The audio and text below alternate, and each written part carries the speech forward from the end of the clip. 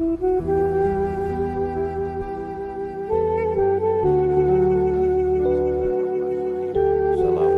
warahmatullahi wabarakatuh. Alhamdulillahilladzi hadana lihada wa ma kunna linahtadiya laula an hadanallah. Asyhadu an la ilaha illallah wahdahu la syarikalah wa asyhadu anna sayyidana Muhammadan abduhu wa rasuluhu la nabiyya ba'dah. Allahumma shalli wa sallim wa barik ala sayyidina Muhammadin wa ala alihi wa ashabihi wa man walah. Subhanaka la ilma lana illa ma 'allamtana innaka antal alimul hakim. Rabbi shrah li sadri wa yassir li amri wahlul 'uqdatam min lisani yafqahu qawli. Amma ba'du. Saudara dan sahabat yang dirahmati Allah, pada kesempatan yang berbahagia ini kita akan membahas satu topik, yakni yasinan dan mengirim pahala.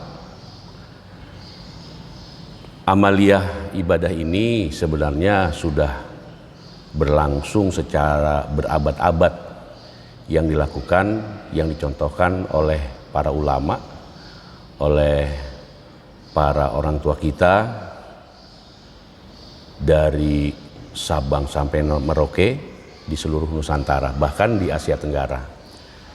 Namun akhir-akhir ini aktivitas amaliyah berupa yasinan, yakni berkumpulnya jamaah di suatu tempat, baik di rumah maupun di masjid atau di musola, mendapat semacam tudingan bahwa perbuatan itu merupakan perbuatan yang sia-sia karena tidak dicontohkan oleh baginda Rasulullah SAW. Bahkan ada semacam paham yang selalu berorientasi kepada hadis sahih yang mengklaim bahwa pelaksanaan ibadah itu merupakan pelaksanaan ibadah yang didasari oleh hadis yang dhaif, bahkan maudhu atau palsu. Oleh karena itu pada kesempatan yang berbahagia ini kita akan membahas dari satu sisi dari para ulama yang melaksanakan amaliyah ibadah tersebut. Baiklah, untuk mempersingkat waktu, saya awali dari sebuah firman Allah di dalam surat Al-Hasr atau surat ke-59 ayat 7. Allah Subhanahu wa taala berfirman, A'udzubillahi minasyaitonirrajim. Bismillahirrahmanirrahim. Wa ma atakumur rasul fahuzuhu. Wa ma atakumur rasul fahuzuhu wa ma nahakum anhu fantahu. Dan apa yang didatangkan atau diberikan oleh Rasul, maka terimalah atau ambillah. Dan apa yang dilarang oleh Rasul, maka tinggalkanlah. Ayat ini jelas sekali bahwa yang perlu kita tinggalkan adalah yang dilarang oleh Rasulullah Sallallahu Alaihi Wasallam, bukan yang ditinggalkan.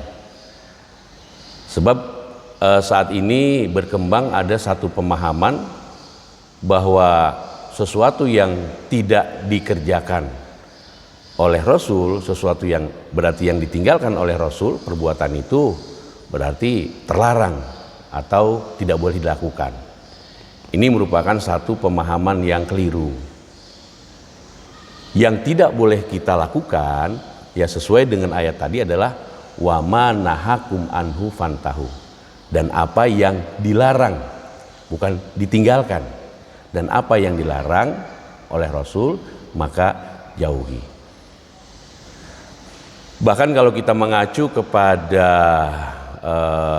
istilah sunnah bimakna hadis, ya, karena ada sunnah dalam hukum syariah, ada sunnah bimakna hadis.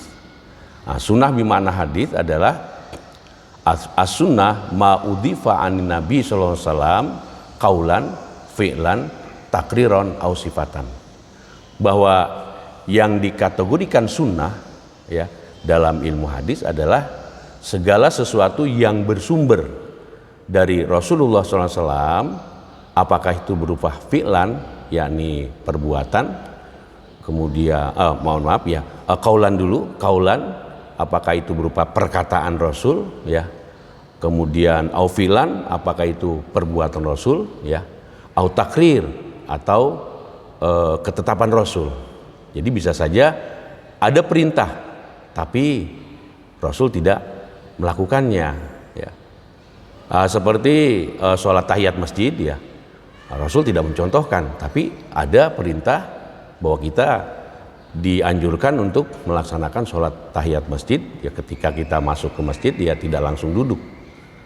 Bahkan dalam sebuah hadis Rasulullah mengajarkan kepada kita, misalkan alimu sibyanakum as-sibahah warimaya, ajari anak-anak kalian, ya, dengan berenang dan belajar memanah. Bahkan di satu hadis dikatakan menunggang kuda. Nah, ini merupakan hadis, ya, yang bersifat kaulan, ya. Adapun yang sifatnya fi'lan atau perbuatan, ya, banyak sekali. Nah, barangkali yang perlu kita perhatikan juga adalah takrir, ya, ketetapan Rasul. Rasul tidak mengucapkan, tidak memerintahkan, Rasul juga tidak melakukan, tetapi perbuatan itu dilakukan oleh para sahabat. Namun ternyata Rasul membiarkan. Berarti perbuatan ini merupakan sunnah yang dibolehkan. Itu sekedar pembuka. Kemudian yang berikutnya kita masuk kepada inti persoalan kita, bagaimana hukum yasinan, ya, dan mengirim pahala yang selama ini memang sudah diamalkan oleh para ulama kita, oleh seluruh umat Islam, oleh sebagian banyak umat Islam di Indonesia ini, dari Sabang sampai Merauke atau di Nusantara, ya. Dalil apa yang mendasari para ulama sehingga mereka melakukan amaliyah tersebut? Yang pertama adalah berorientasi kepada sebuah hadis Rasulullah SAW, ya. Rasul bersabda, qalbul Quran Yasin, la yaqra'uha rajulun yuridullaha wad-darul akhirah illa ghufira lahu. Ikra'uha ala mautakum. Yang artinya bahwa Yasin adalah hati Al-Quran, ya. Saya ulang, hati Al-Quran adalah Yasin, ya. Saya ulang, qalbul Quran, hati Al-Quran, ya, Yasin adalah Yasin. La yaqra'uha rajulun, ya, tidaklah seorang membaca surah Yasin yuridullaha wad-darul akhirah, dengan mengharap keridhaan Allah dan hari kiamat, illa ghufira lahu, maka akan dihapuslah dosanya. Ikra'uha ala mautakum, maka bacakanlah surat Yasin itu terhadap orang yang sudah meninggal. Ada juga yang mengartikan sebelum meninggal, ya, silakan bisa sebelum meninggal atau sesudah meninggal. Sebab maut itu isim bukan fi'il madhi, ya, isim masdar. Dia merupakan isim masdar, artinya satu kata yang tidak terikat dengan waktu. Beda dengan fi'il atau kata kerja, ya. Fi'il madhi yang menunjukkan suatu perbuatan yang sudah dilakukan, sedangkan fi'il mudhari', ya, menunjukkan perbuatan yang sedang atau akan dilakukan. Sedangkan masdar, ya, mautun, ya, dari kata mata fi'il madhinya, ya, yamutu fi'il mudhari'nya, maut itu masdar, tidak mengenal aspek apakah dia sudah atau belum. Baik, kita kembali kepada hadis tersebut, ya. Hadis tersebut diriwayatkan oleh Imam Nasai, ya, Abu Daud dan Ibnu Majah serta Ibnu Hibban. Nah, hadis tersebut juga bersumber dari sahabat Miqal bin Yasar radhiyallahu an, ya, dan matan di atas atau redaksi hadis di atas itu berasal dari Nasai. Nah, yang perlu kita perjelas di sini ya, hadis yang saya bacakan barusan dikomentari oleh seorang ustadz, yakni Yazid bin Abdul Qadir Jawab ya, mohon maaf ya, saya ulang, Yazid bin Abdul Qadir Jawaz ya, dalam sebuah bukunya yang dia tulis ya, Yasinan. Di sini isinya ya, Yazid bin Abdul Qadir Jawad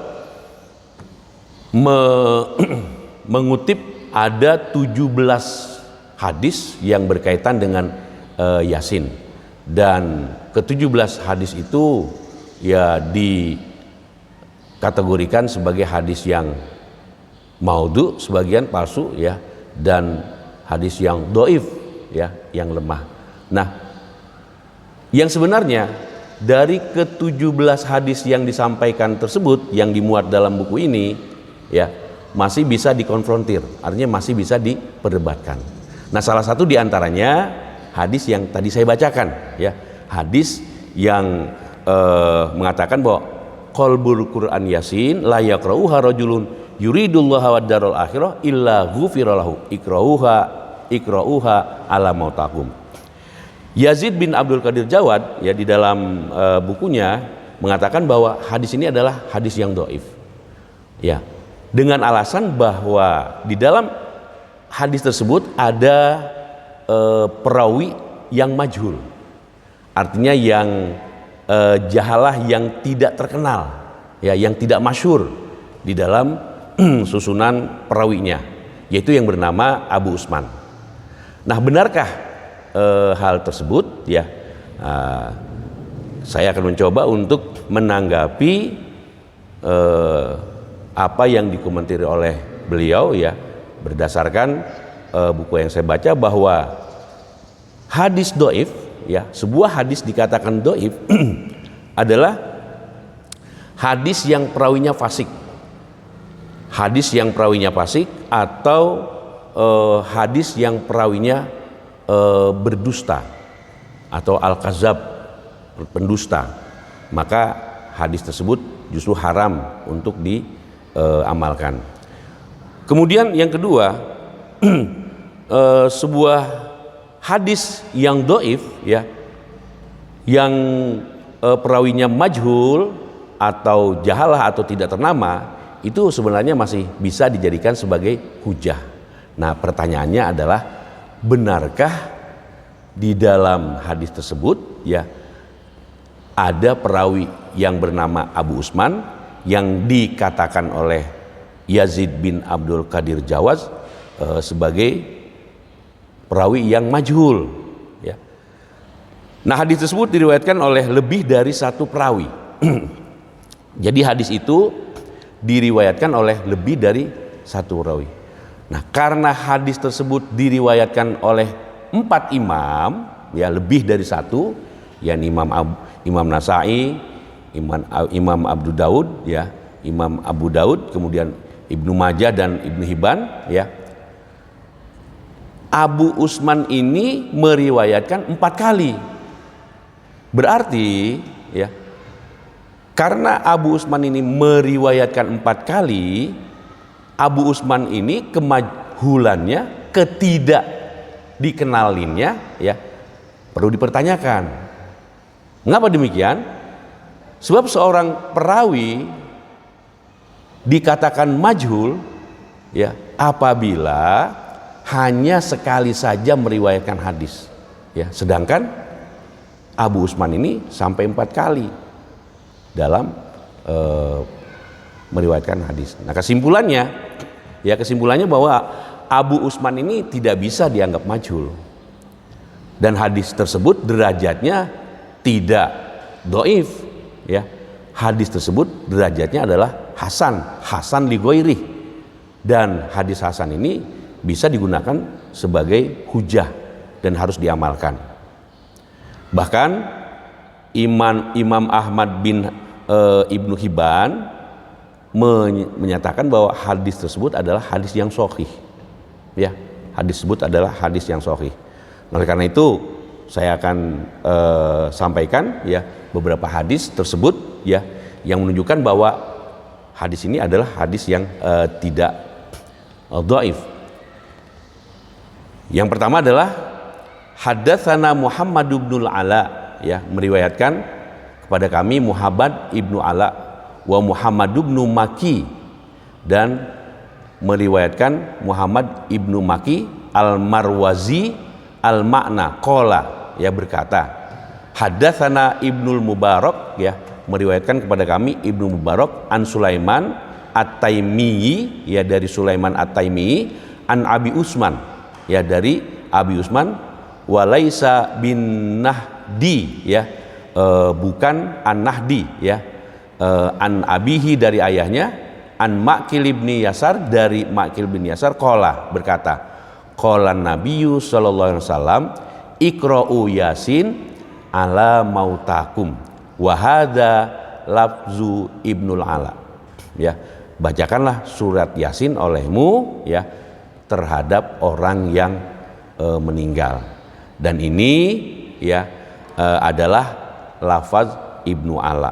Itu yang pertama. Kemudian yang kedua, haddatsana Arimun haddatsana Abdullah Ibnul Mubarak haddatsana Sulaimanut Taimiyu an Abi Usman walaisan Nahdiyi an abihi an Ma'qili ibni Yasar qala Rasulullah SAW iqra'uha ala mautakum, yakni Yasin, ya, jelas di situ, ya, meriwayatkan Arim kepada kami, ya, meriwayatkan kepada kami Abdullah bin Mubarak, ya, Sulaiman At-Taimi, kemudian Abi Usman, ya, bukan Nahdi dari ayahnya, ya, dari an Ma'qil bin Yasar berkata Rasulullah SAW bersabda, ya, iqra'uha ala mautakum, yakni Yasin, ya, bacakanlah kepada orang-orang yang meninggal di antara kalian, yaitu surat Yasin.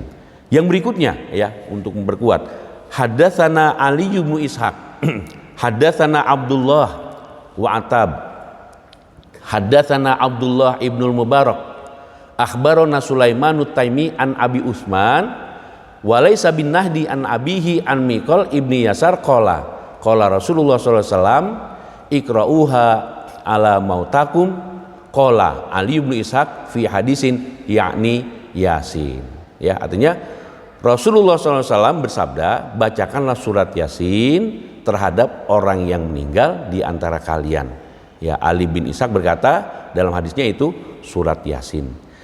Jadi jelaslah bahwa qadhaifan hadis yang dipermasalahkan itu bukan merupakan satu hal yang terbukti. Justru dengan beberapa kalinya Abu Usman ini meriwayatkan sebuah hadis, ya, maka hadis tersebut, ya, merupakan hadis yang hasan li ghairi. Kemudian yang kedua, wa qala al-hafizu Abu Ya'la, dan berkata Hafiz Abu Ya'la, haddatsana Ishaqu ibnu Abi Israil, ya, meriwayatkan kepada kami Ishaq bin Abi Israil, haddatsana Hajjaj ibnu Muhammad, ya, meriwayatkan kepada kami Hajjaj ibnu Muhammad an Hisham dari Hisham bin Ziyad anil Hasani dari Hasan qala sami tu Abu Hurairah, ya, aku mendengar Abu Hurairah radhiyallahu an yaqulu qala Rasulullah sallallahu alaihi wasallam, ya, bersabda Rasulullah sallallahu alaihi wasallam, man qara'a Yasin fi lailatin asbaha maghfuron lah wa man qara'a Hamim allati yuzkaru fiha dukhon asbaha maghfuron lah, ya. Barang siapa, artinya barang siapa yang membaca surat Yasin di malam hari, maka keesokan paginya diampuni Allah.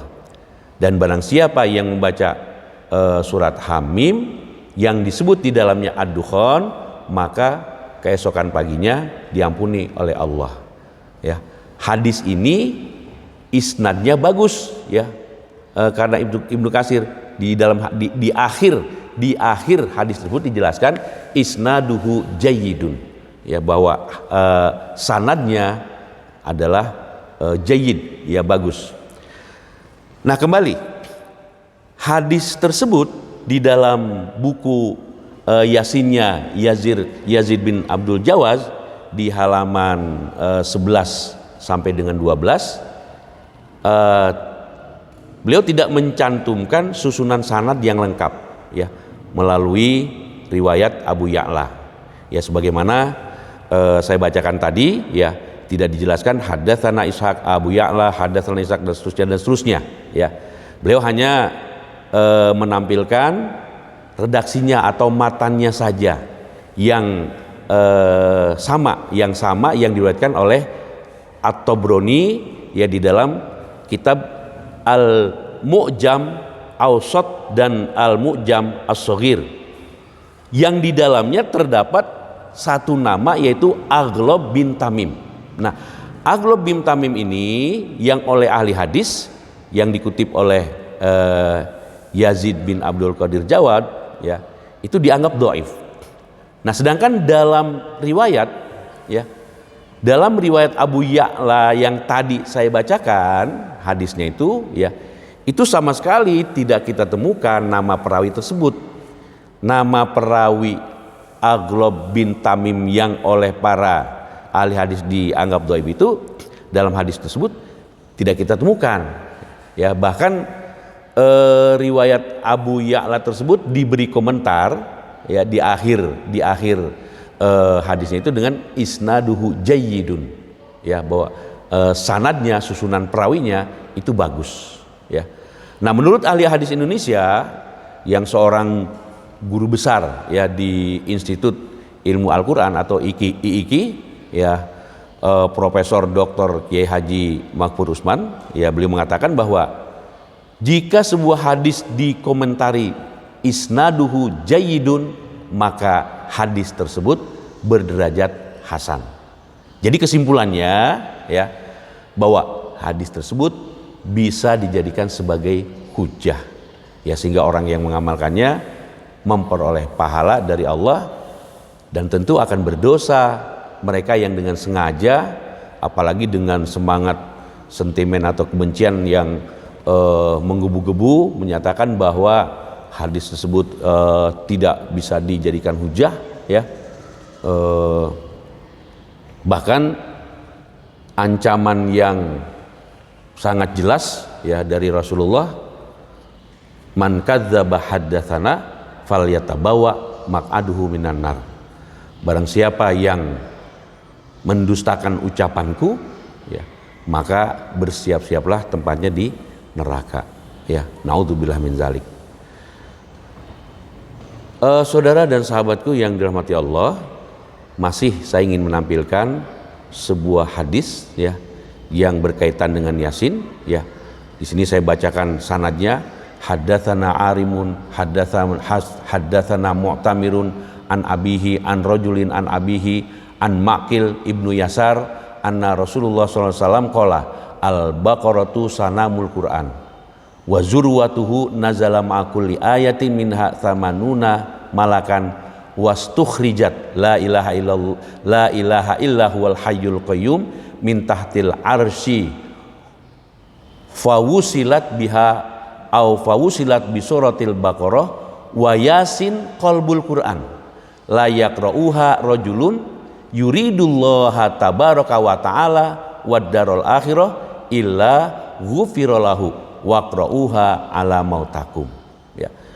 Saya bacakan artinya. Telah menceritakan kepada kami Arim, telah menceritakan kepada kami Mu'tamir dari ayahnya, dari seseorang dari ayahnya, dari Maqil bin Yasar, bahwa Rasulullah SAW bersabda, Al-Baqarah adalah Al-Quran kedudukan yang tertinggi dan puncaknya 80 malaikat turun menyertai masing-masing ayatnya.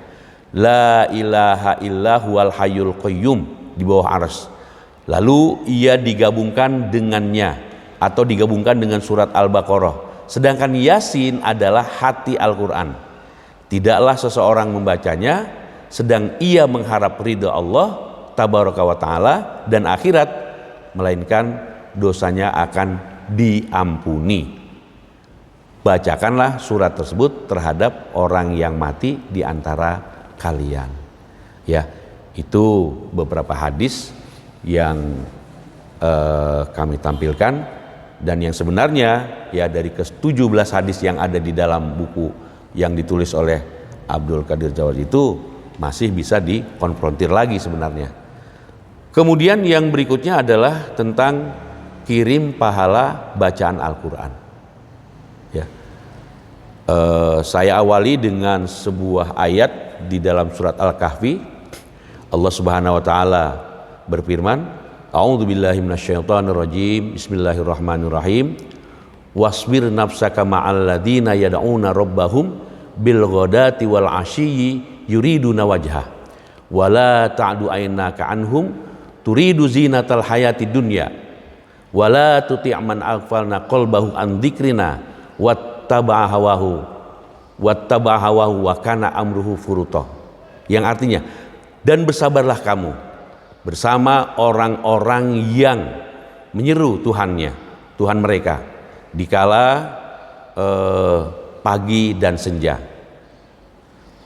dengan mengharap ridhonya, dan janganlah kedua matamu berpaling dari mereka karena mengharapkan perhiasan kehidupan dunia ini, dan janganlah kamu mengikuti orang-orang yang hatinya telah kami lalaikan dari mengingat kami, yakni yang dilalaikan oleh Allah dari membaca Al-Quran, dari Al-Quran, ya, dari Al-Quran, serta menuruti hawa nafsunya, dan adalah keadaannya itu melewati batas. Jadi ayat ini ya menjelaskan tentang bagaimana Allah memerintahkan kepada orang-orang yang senantiasa menyeru kepada Allah dan senantiasa membaca Al-Quran. Kemudian di dalam sebuah hadis dijelaskan, wa majtama'a qaumun fi baitin min buyutillah yatluna kitaballah wa yatadarasunahu bainahum illa nuzilat alaihimus sakinah wa ghasyiyatuhumur rahmah wa khafathumul malaikah wa dzakarahumullahu fi man indah.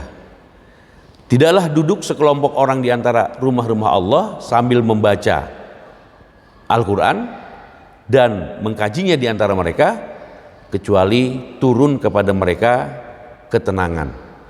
Mereka diliputi kasih sayang, dinaungi malaikat, dan Allah sebut-sebut di hadapan makhluk yang ada di sisinya. Maksudnya adalah para malaikat. Ya, hadis ini anjuran tentang membaca Al-Quran bersama-sama. Selanjutnya tentang bagaimana hukumnya mengirim pahala bacaan Al-Quran, yang juga merupakan satu amaliyah yang sudah berabad-abad berlangsung di Nusantara, ya. Namun akhir-akhir ini ada yang mengklaim bahwa itu merupakan perbuatan yang sia-sia, ya. Nah, di dalam sebuah kitabnya, ya, tentang mengirim pahala ini, misalkan tentang fadilah surat Al-Ikhlas, ya, Abu Muhammad Ar-Samarkandi serta Ar-Rafi'i dan Ad-Daruqutni mereka menunjuk sebuah hadis yang diriwayatkan oleh Ali bin Abi Thalib, ya. Dalam hadis itu disebutkan, man marral alal maqabir wa qara'a qul huwallahu ahad ihda asyara marrat summa wahaba ajruha lil amwat u'tiya minal ajri bi'adadil amwat, ya.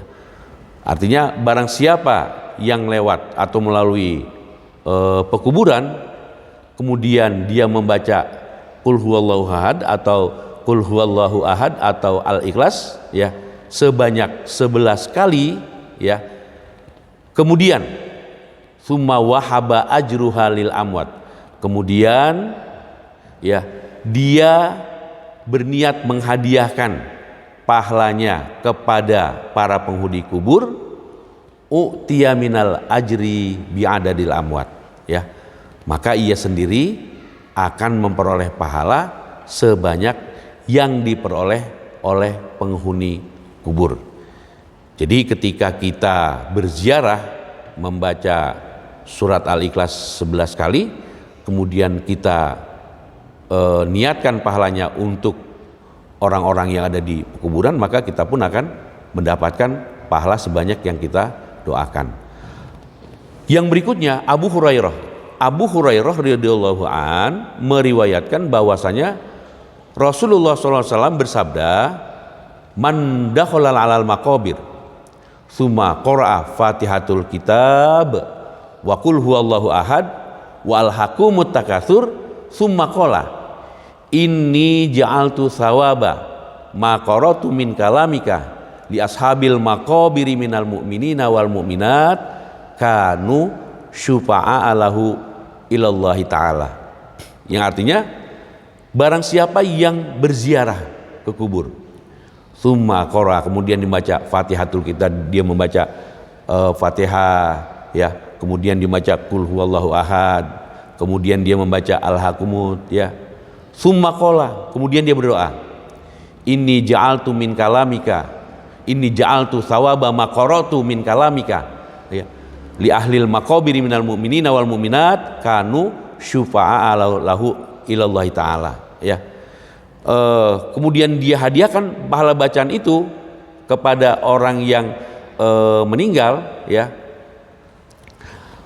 kepada penghuni kubur, maka mereka akan menjadi penolong baginya, artinya akan memberi syafaat pada hari kiamat ya.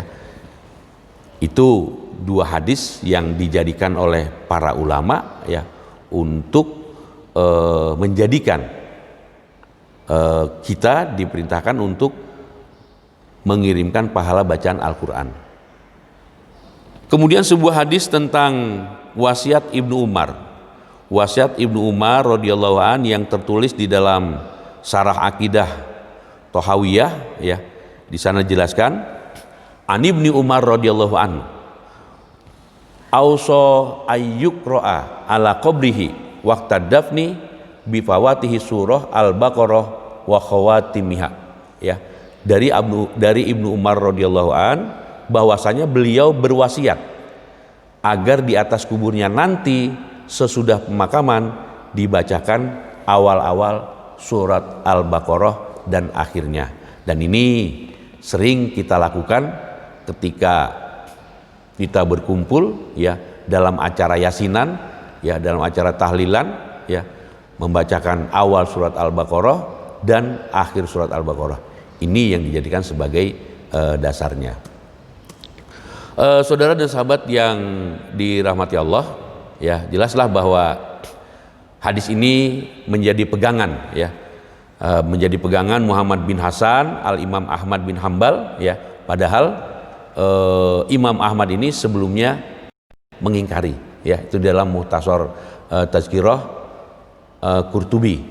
Kemudian ada hadis lain yang senada ya, bahwasanya Ibnu Umar menyukai agar dibaca di atas pekuburan ya sesudah pemakaman awal surat Al-Baqarah dan akhirnya ya. Sunan Baihaqi dengan hadis yang hasan ya, dengan isnad yang hasan. Jadi perbedaannya, kalau yang pertama itu wasiatnya, yang kedua itu adalah dia menyukai. Sahabat dan saudaraku yang dirahmati Allah ya, pertanyaannya, mungkinkah para sahabat Nabi seperti Ibnu Umar ya, kemudian Abu Hurairah itu mengeluarkan kata-kata yang mengandung ilmu gaib, yaitu mengenai imbalan pahala, tidak dari Rasulullah? Ya tentunya tidak ya. Mungkinkah para sahabat itu meriwayatkan sesuatu amalan yang berbau kesyirikan atau larangan dalam agama Islam ya? Mereka berdua termasuk tokoh dari golongan salafus soleh ya. Yang berikutnya,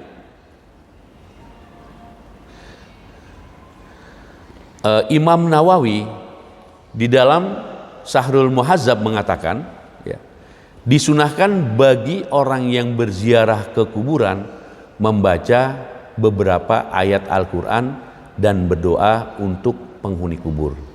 Beliau juga menyimpulkan bahwa membaca Al-Quran bagi arwah orang yang telah wafat itu dilakukan oleh kaum salafus soleh terdahulu ya. Pada akhirnya Imam Nawawi beliau mengutip ya penegasan Taqiyuddin Abul Abbas Ahmad bin Taimiyah atau Ibnu Taimiyah ya sebagai berikut. Ibnu Taimiyah mengatakan di dalam kitabnya, barang siapa berkeyakinan bahwa seorang hanya dapat memperoleh pahala dari amal perbuatannya sendiri, ia menyimpang dari ijma para ulama dan dilihat dari berbagai sudut pandang keyakinan, demikian itu tidak dapat dibenarkan ya.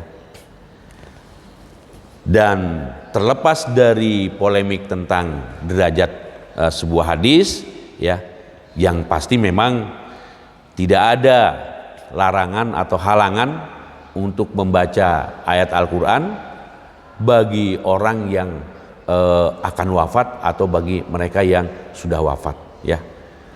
Mazhab Abu Hanifah, Ahmad bin Hambal berpendapat ya bahwa pahalanya dapat diterima oleh yang telah mati.